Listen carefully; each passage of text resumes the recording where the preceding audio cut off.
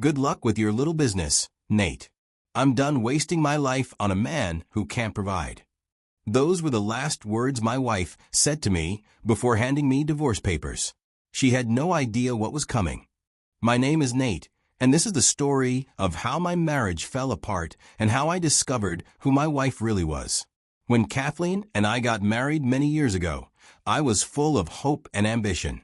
I had just launched my own consulting firm after working for a big firm in my 20s.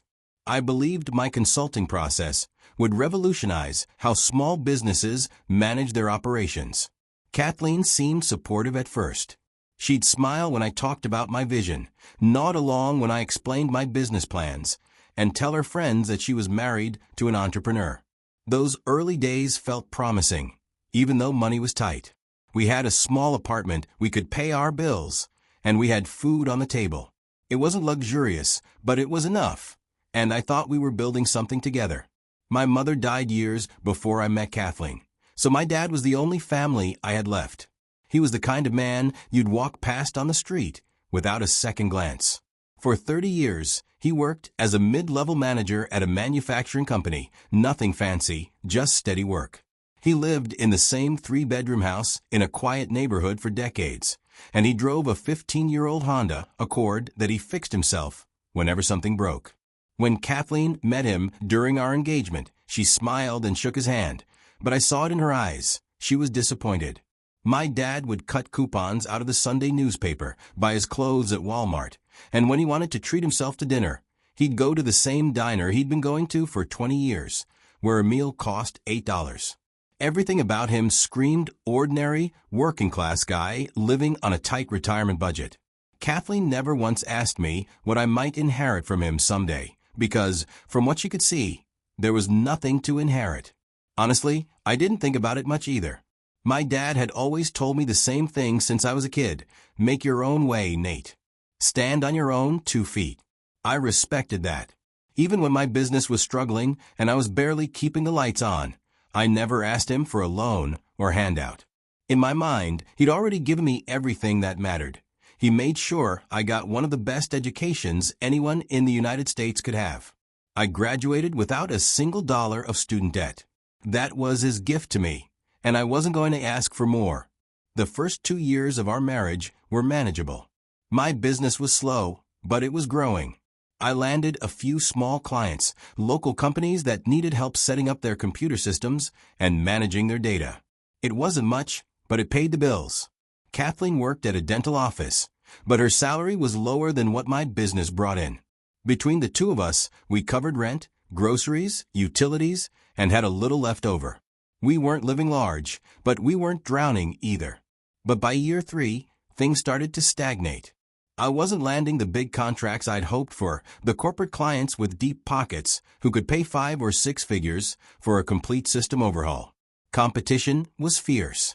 There were bigger firms with established reputations, and I was just one guy working out of a small office, trying to prove myself.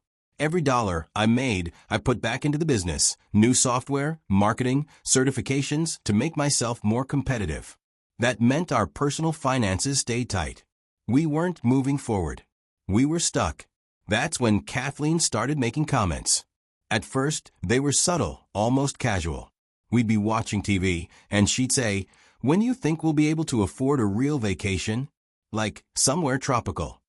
Or we'd be at a friend's barbecue, and she'd mention, "Did you see that Jessica's husband just bought her a brand new SUV?"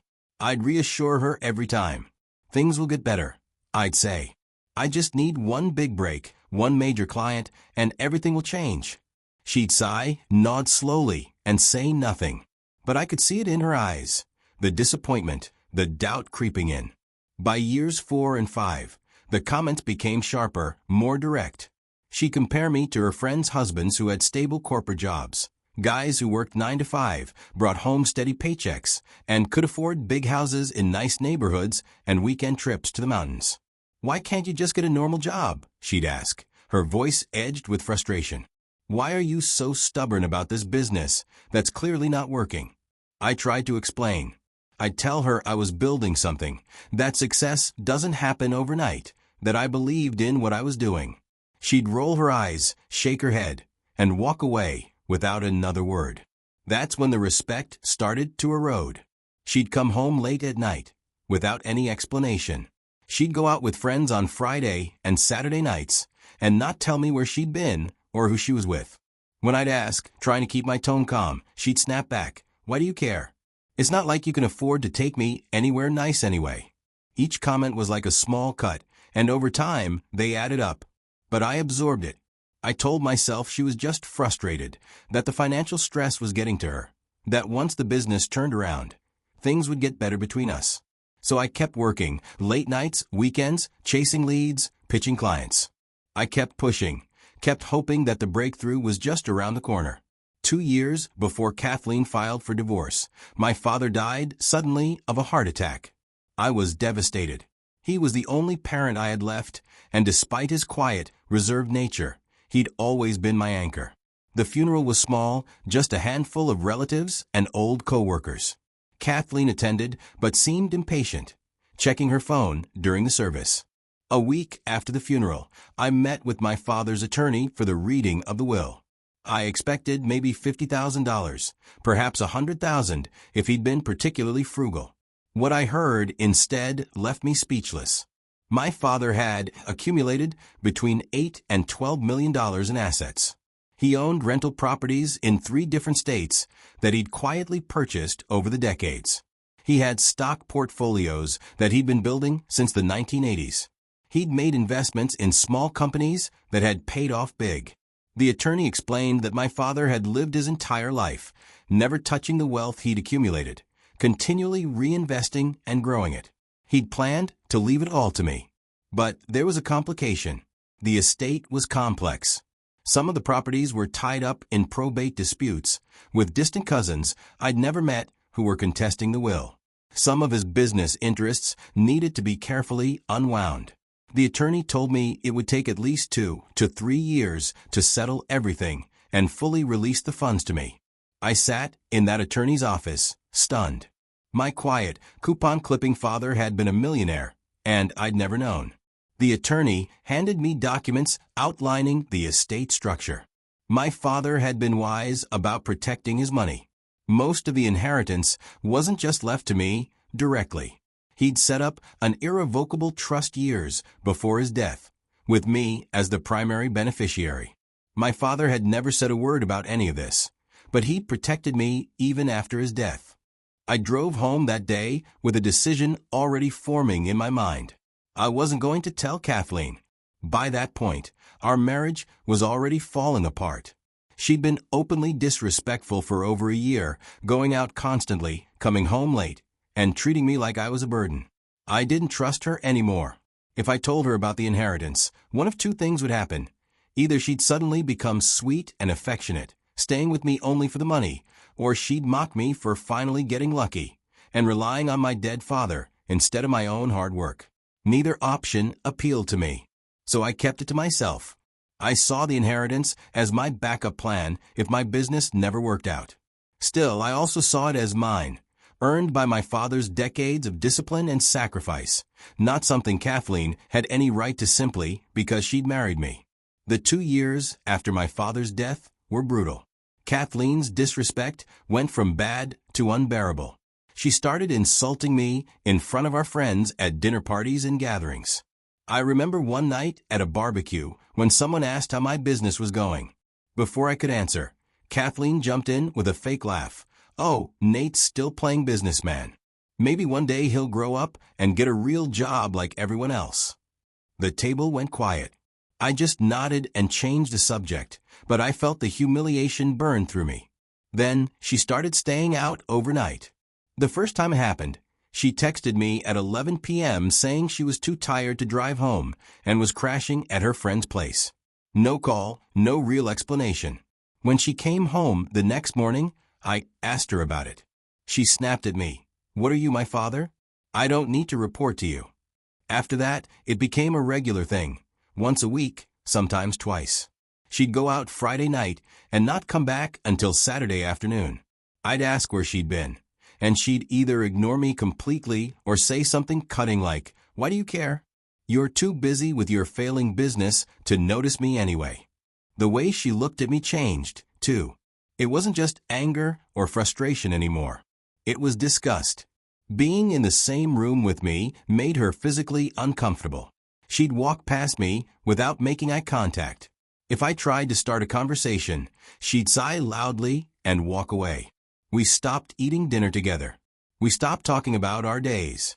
We became strangers living in the same apartment, except that strangers are usually polite to each other.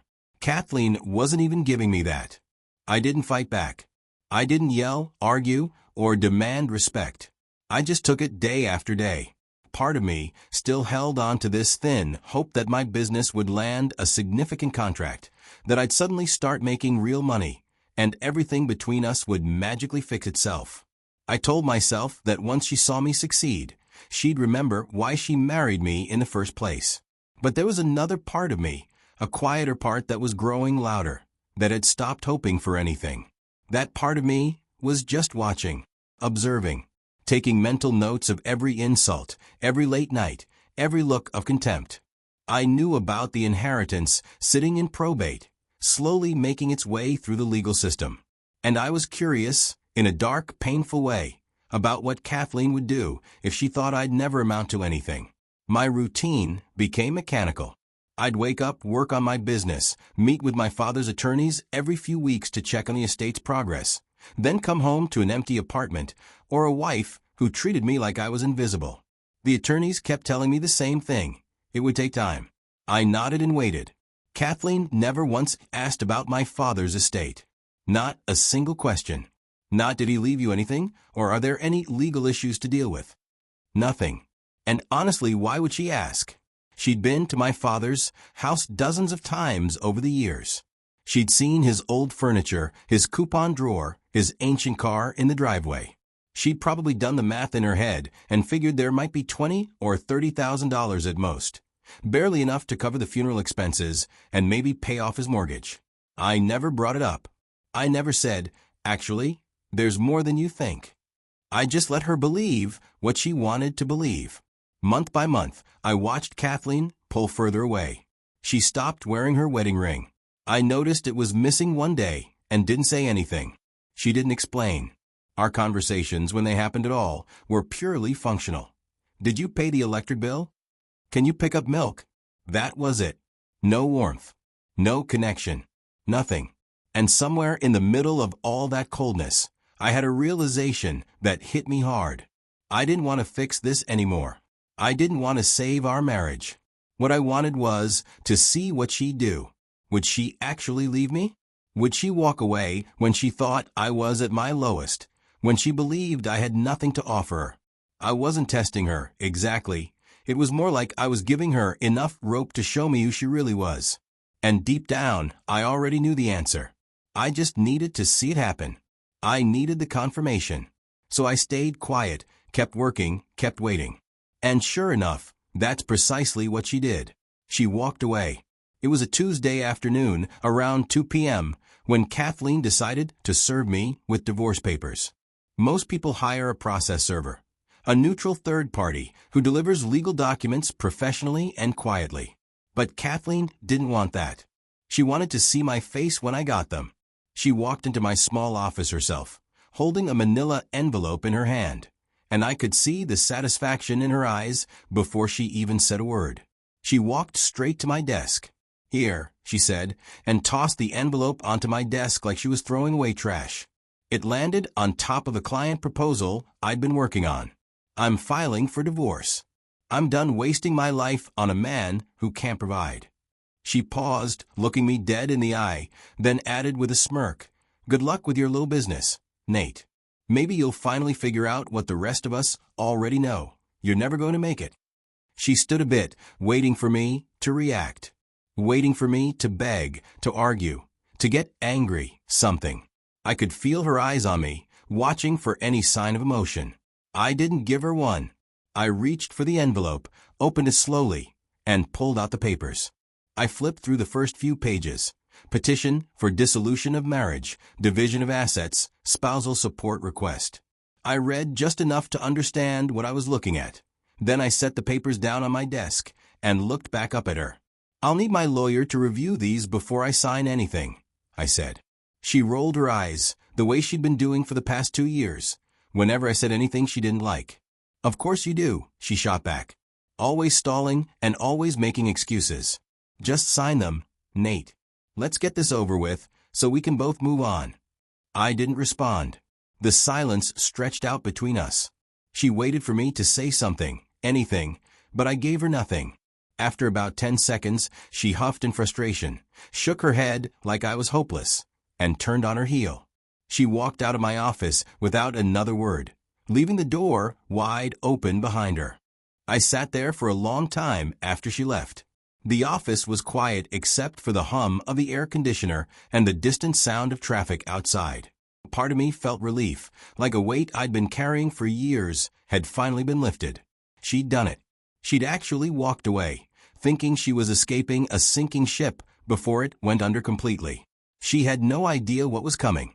I picked up my phone and called my lawyer, a woman who'd been handling my father's estate since his death. She answered on the second ring. I told her the situation. She asked, "Does Kathleen know about the inheritance?" "No," I said. "She has no idea." She was quiet for a moment, then she said, "Good. Let's keep it that way for now. Don't say a word to her or anyone else. But you need to understand something. You'll have to disclose it during discovery.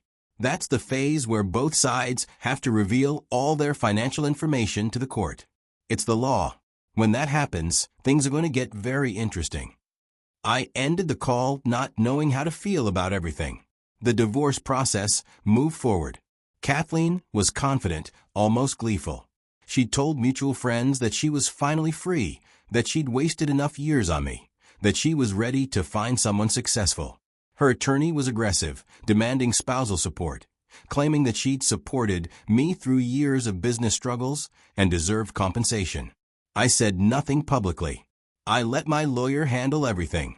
Then came the discovery phase, where both parties are legally required to disclose all assets, debts, and financial information. My lawyer submitted my financial disclosure documents to Kathleen's attorney. Among the standard information, my struggling business, our modest savings account, our basic assets, was one additional item, a pending inheritance from my late father's estate, currently in probate, estimated value between $8 and $12 million. I wasn't there when Kathleen's attorney called her with the news, but my lawyer told me later that Kathleen's attorney had called her within an hour, voice tight with barely controlled shock, asking for clarification. My lawyer calmly explained the situation, my father's estate, the complex probate process, the timeline for distribution, and most importantly, the trust structure that protected the assets. Kathleen called me directly that evening. I didn't answer. She left a voicemail, her voice shaking, no longer mocking, but stunned and confused. "Nate, I just heard about your father's estate. Why didn't you tell me? We need to talk. Call me back." I deleted the voicemail. I had nothing to say to her. Kathleen's attorney immediately shifted strategy. They filed motions arguing that the inheritance, even though it came from my father, should be considered in the divorce settlement. They claimed that because my father died during our marriage, the inheritance was a marital asset. They argued that I should be required to pay substantial spousal support based on my impending wealth. They tried every angle they could think of. My lawyer was ready for all of it.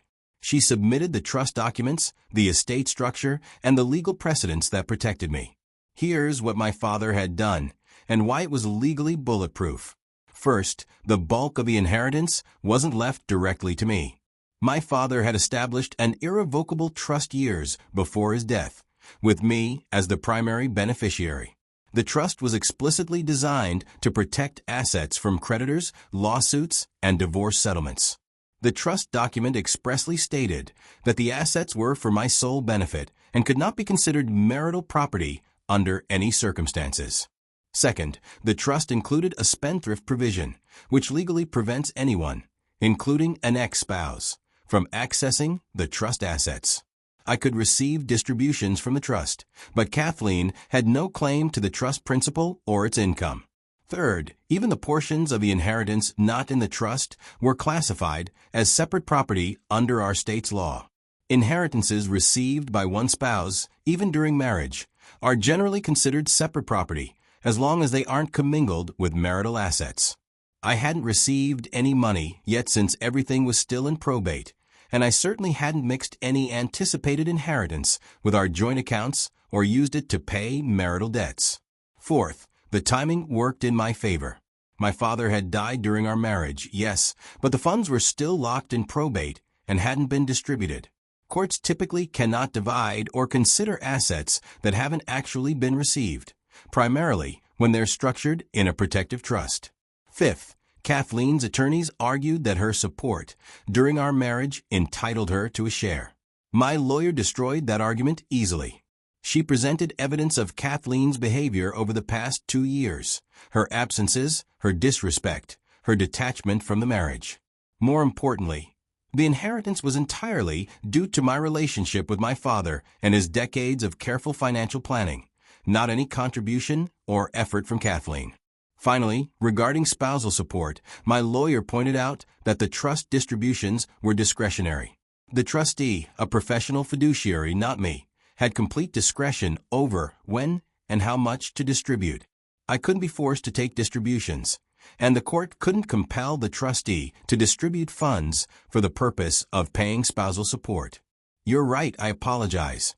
Let me rewrite only the section you provided, focusing on adding details for depth and removing fluffy, ambiguous, redundant, and repetitive words to make it clear for a 16-year-old. After a year and 6 months of legal battles, the judge was ready to deliver her decision. I sat on my side of the courtroom, completely calm. Across the aisle, Kathleen gripped the armrest, her jaw tight. She looked terrified. The judge didn't waste time. She addressed the inheritance first. Because my father had placed the money in an irrevocable trust with spendthrift provisions, it belonged to me alone. Translation: the trust was a legal vault that protected the cash from being split in a divorce. Kathleen couldn't touch it. Period. The judge continued. Even if Kathleen's lawyers argued I had access to millions, I technically didn't. A trustee, a neutral third party, controlled when and how much money I received. The court couldn't force distributions to pay Kathleen. That avenue was closed. Next, the judge explained what Kathleen would receive. She got half of our marital assets, $6,000 from our $12,000 savings account, some household items, and half of my business, which was valued at zero because it generated no profit. Then came spousal support. The judge noted 3 facts.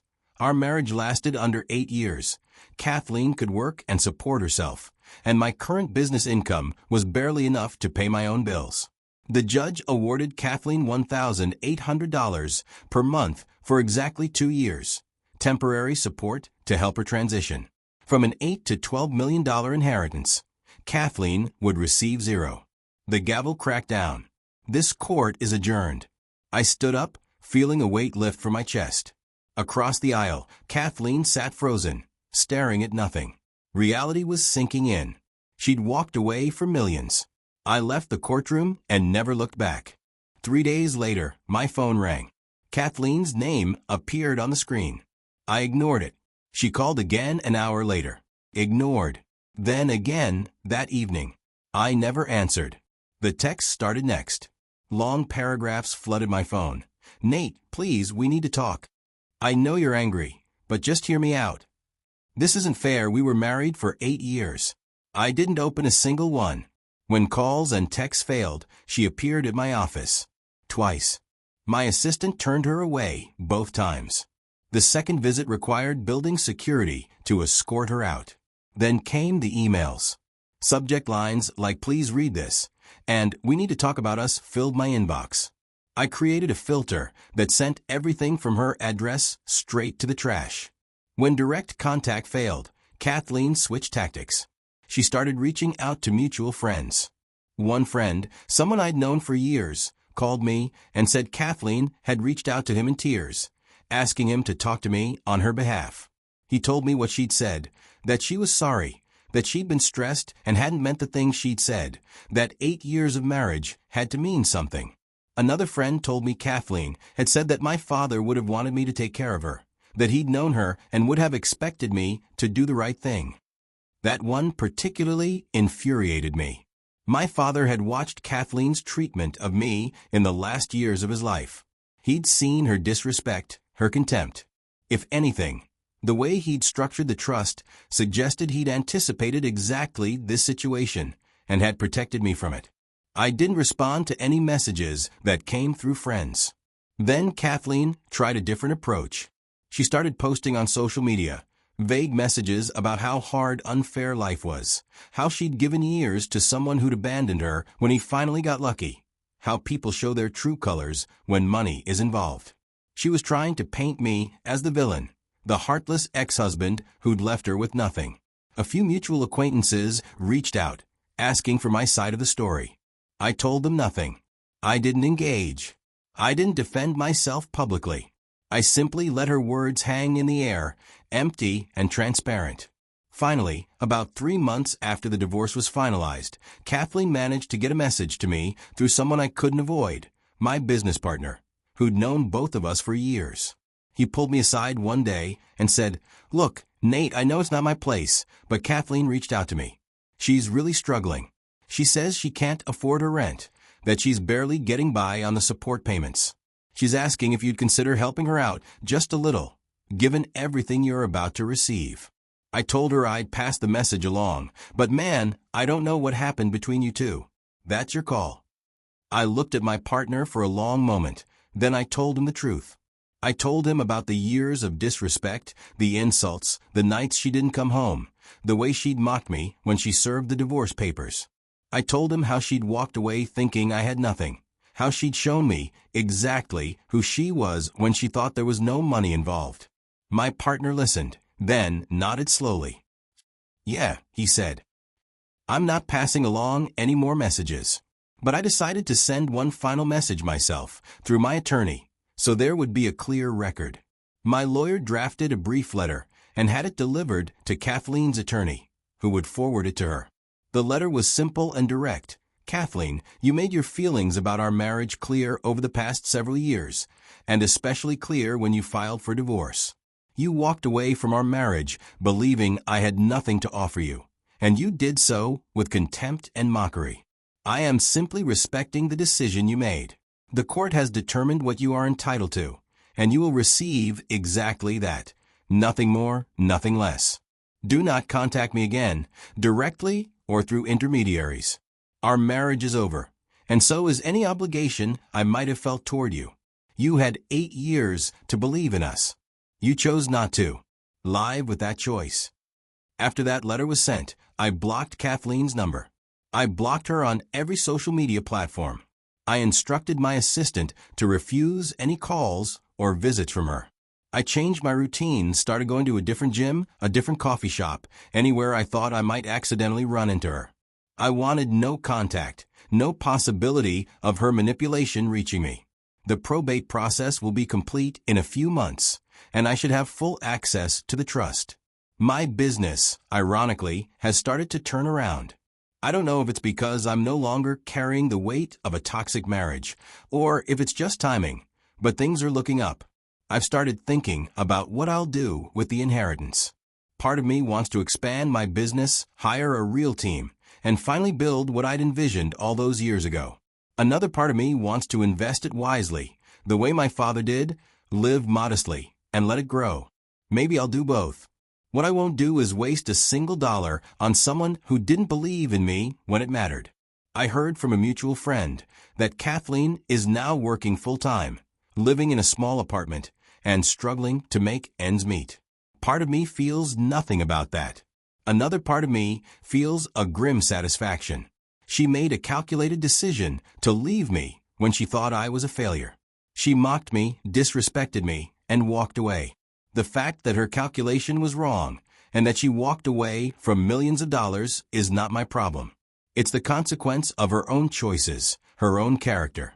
Some people have asked me whether I feel guilty and whether I think I should help her despite everything. The answer is no. Guilt would imply I did something wrong. I didn't. I worked hard, I endured disrespect with dignity, and I protected what my father built for me. Kathleen had every opportunity to be a partner, to believe in us, to weather the hard times together. She chose mockery and abandonment instead. I'm simply letting her live with that choice. Some people might say I should have told her about the money, that I was deceptive by keeping it secret. But I don't see it that way. I had no obligation to share that information with someone who was actively disrespecting and detaching from me. She revealed who she truly was when she thought there was nothing to gain. And now she has to live with the consequences of that revelation. Thanks for listening to my story. I hope it reminds you that patience, dignity, and protecting what matters can sometimes lead to justice, even when it takes years to arrive.